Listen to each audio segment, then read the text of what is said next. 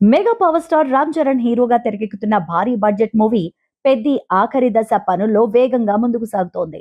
Village back drop sports డ్రామాగా రూపొందుతున్న ఈ సినిమాను బుచ్చిబాబు సానా ఎంతో ప్రతిష్టాత్మకంగా తెరకెక్కిస్తున్నారు.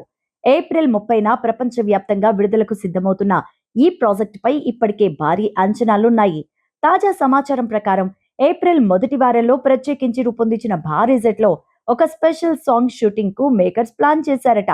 ఈ సాంగ్ లో రామ్ చరణ్ తో పాటు హీరోయిన్ జాన్వీ కపూర్ కూడా కనిపించనుండగా స్పెషల్ అట్రాక్షన్ గా మృణాల్ ఠాకూర్ ను తీసుకురానున్నట్టు తెలుస్తోంది. Oscar award winner AR Rahman ఈ సాంగ్ కు మాస్ బీట్ ను సిద్ధం చేయడంతో ఈ స్పెషల్ సాంగ్ సినిమాకు మెయిన్ హైలైట్ గా నిలుస్తుందని యూనిట్ కూడా భావిస్తోంది. భారీ ఖర్చుతో తెరకెక్కుతున్న ఈ సాంగ్ విజువల్ గా కూడా ప్రత్యేకంగా ఉండబోతుంది అని సమాచారం కూడా ఉంది. నందమూరి బాలకృష్ణ అఖండ సినిమా నుంచి తన కెరియర్ లో కొత్త దశను ప్రారంభించిన విషయం తెలిసిందే. అప్పటి నుంచి ఆయన వరుసగా కంటెంట్ కు ప్రాధాన్యత ఉన్న భారీ ప్రాజెక్టులతో ప్రేక్షకులను ఆకట్టుకుంటున్నారు. ప్రస్తుతం గోపీచంద్ మల్నేని దర్శకత్వంలో తన 111వ సినిమాను చేస్తున్నారు బాలయ్య. ఈ సినిమాపై ఇప్పటికే భారీ అంచనాలు నెలకొన్నాయి. మాస్ ఎలిమెంట్స్ తో పాటు స్ట్రాంగ్ కథతో ఈ సినిమా తెరకెక్కుతోందని సినీ వర్గాలు చెప్తున్నాయి. ఈ సినిమా తర్వాత బాలకృష్ణ మరో ఆసక్తికరమైన కాంబినేషన్ లో కనిపించబోతున్నట్టు కూడా టాక్ వినిపిస్తోంది. యంగ్ డైరెక్టర్ వివేక్ ఆత్రేయతో బాలయ్య కలిసి పనిచేయనున్నారని సమాచారం. తన ప్రత్యేకమైన కథనం, కొత్త తరహా ట్రీట్మెంట్ తో గుర్తింపు పొందిన ఆత్రేయ బాలయ్య లాంటి మాస్ హీరోతో సినిమా చేస్తే అదెలా ఉంటుందో అన్న ఆసక్తి అభిమానుల్లో నెలకొంది. ఈ కాంబినేషన్ నిజమైతే ఇది బాలయ్య కెరియర్ లో మరో విభిన్నమైన ప్రయోగంగా నిలిచే అవకాశం ఉంది. ఈ ప్రాజెక్ట్ కు మ్యూజిక్ డైరెక్టర్ గా జేక్స్ బిజాయ్ పేరు వినిపిస్తోంది. రీసెంట్ టైమ్స్ లో వరుస హిట్ ఆల్బమ్స్ తో మంచి ఫామ్ లో ఉన్న ఆయన బాలయ్య సినిమాకు సంగీతం అందిస్తే కనుక అది ప్రత్యేక ఆకర్షణగా మారడం ఖాయం. మొత్తం మీద ఈ కాంబినేషన్ పై ఇప్పటికే మంచి బజ్ క్రియేట్ అవుతోంది. కాకపోతే ఈ మాటల వెనుక ఉన్న వాస్తవం తెలియాలంటే అధికారిక ప్రకటన వచ్చేంత వరకు వెయిట్ చేయాల్సిందే. తమిళనాడు అసెంబ్లీ ఎన్నికల్లో భారతీయ జనతా పార్టీ ఈసారి తమ సీట్లను పెంచుకుంది. తమిళనాడులో పాగా వేయాలని చూస్తున్న బీజేపీ మొదట్లో మరిన్ని ఎక్కువ సీట్లు ఆశించినప్పటికీ అన్నా డీఎంకేతో ఉన్న సత్సంబంధాలు, గెలుపు గుర్రాలు ఆధారంగా 27 స్థానాలకు సంతృప్తి చెందింది. ఈ 27 నియోజకవర్గాల్లో ప్రధానంగా హిందూ ఓటు బ్యాంకు బలంగా ఉన్న ప్రాంతాలు మరియు పట్టణ ప్రాంతాలపై బీజేపీ దృష్టి సారించనుంది. దీంతో ఎన్డీఏ కూటమిలో నెలకొన్న ఉత్కంఠకు తెరపడింది. సుదీర్ఘ చర్చలు, మంతనాల తర్వాత సీట్ల పంపకాలపై క్లారిటీ వచ్చింది.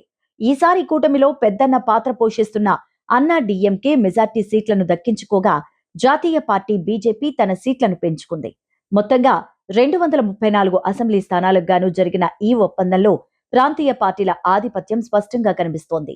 గత కొన్ని వారాలుగా సాగుతున్న సీట్ల సందిగ్ధతకు ఈ ప్రకటనతో ముగింపు పలికినట్లయింది. కూటమికి నాయకత్వం వహిస్తున్న అన్నా డీఎంకే ఏకంగా 178 స్థానాల్లో పోటీ చేయనుంది. రాష్ట్ర వ్యాప్తంగా తమకున్న క్యాడర్ బలాన్ని నమ్ముకొని మెజార్టీ స్థానాలను తన వద్దే ఉంచుకుంది. జాతీయ స్థాయిలో అధికారంలో ఉన్న బీజేపీకి 27 స్థానాలను కేటాయించారు. గత ఎన్నికలతో పోలిస్తే ఇది మెరుగైన సంఖ్య అని విశ్లేషకులు భావిస్తున్నారు. మిగిలిన 29 స్థానాలను కూటమిలోని ఇతర చిన్న పార్టీలకు కేటాయించారు.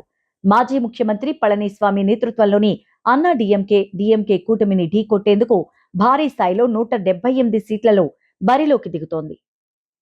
ఇరాన్పై అమెరికా, ఇజ్రాయెల్ దేశాలు చేస్తున్న యుద్ధంలో అన్ని దేశాలు ఇబ్బందులు పడుతున్నప్పటికీ ప్రధానమంత్రి నరేంద్ర మోదీ నాయకత్వ ప్రతిభ కారణంగా మన దేశానికి కీలకమైన చమురు రవాణాలో ఇబ్బందులు తప్పాయి. ప్రపంచ చమురు రవాణాకు కీలకమైన హార్మోజ్ జలసంధి వద్ద ఉద్రిక్తతలు తారాస్థాయికి చేరినప్పటికీ భారత్కు వెళ్లే నౌకలకు ఎటువంటి ఆటంకం కలగకపోవడం గమనార్హం. అమెరికా వంటి అగ్రరాజ్యాలు తమ యుద్ధ నౌకలను రక్షణ కోసం పంపాలని కోరినప్పటికీ భారత్ తన తటస్థ విధానంతోనే తన నౌకలకు రక్షణ కల్పించుకోగలిగింది. భారత్ ఏ కూటమిలోనూ చేరకుండా తన సొంత వ్యూహంతో ముందుకు వెళ్లడం వల్లే ఇరాన్ వంటి దేశాలు కూడా భారత్ను విశ్వసిస్తున్నాయి. దీనికి తోడు ప్రపంచవ్యాప్తంగా యుద్ధ భయాలు, ఆర్థిక సంక్షోభాలు వెంటాడుతున్న భారత్లో సామాన్యుడి జీవితం ప్రశాంతంగా సాగుతోంది అంటే అది మోదీ ప్రభుత్వ దౌత్య నైపుణ్యమే. అంతర్జాతీయ వేదికలపై మోదీ ప్రభుత్వం తీసుకుంటున్న నిర్ణయాలు దేశీయంగా స్థిరత్వాన్ని కలిగిస్తున్నాయి. రష్యా ఉక్రెయిన్ యుద్ధం సమయంలో తక్కువ ధరకే చమురు దిగుమతి చేసుకోవడం ద్వారా ద్రవ్యోల్బణాన్ని నియంత్రించడంలో భారత్ విజయం సాధించింది. శాంతి, భద్రత, అభివృద్ధి అనే 3 సూత్రాలు ఆధారంగా భారత్ నిర్మించుకున్న ఈ విదేశాంగ విధానం రాబోయే దశాబ్దాల్లో దేశాన్ని ప్రపంచ అగ్రగామిగా నిలపడం ఖాయమంటూ చెప్పొచ్చు.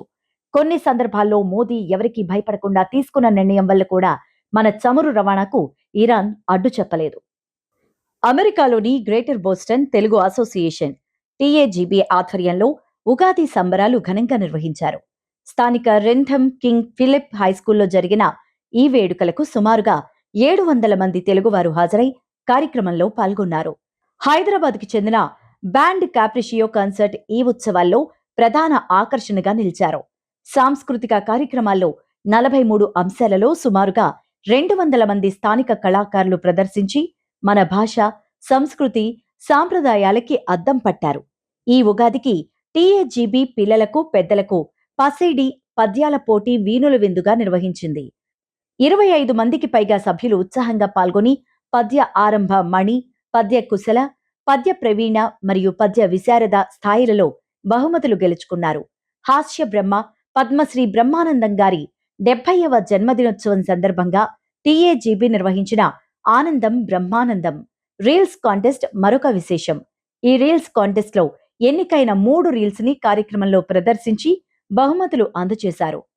అనంతరం టీఏజీబీ అధ్యక్షురాలు సుధా మూల్పూర్ మాట్లాడుతూ కొత్త తెలుగు సంవత్సరానికి నాంది పలకడానికి అన్ని వయసుల వారిని మెప్పించేలా బ్యాండ్ కాప్రిషియో కాన్సర్ట్ బోస్టన్ ప్రేక్షకుల కోసం తేగలగడం చాలా సంతోషకరమైందన్నారు. ఈ కార్యక్రమంలో భాగంగా టీఏజీబీ పూర్వ చైర్మన్లను వేదిక మీద సత్కరించి వారు చేసిన సేవలకు వారికి మరొకసారి సభాముఖంగా ధన్యవాదాలు తెలిపారు.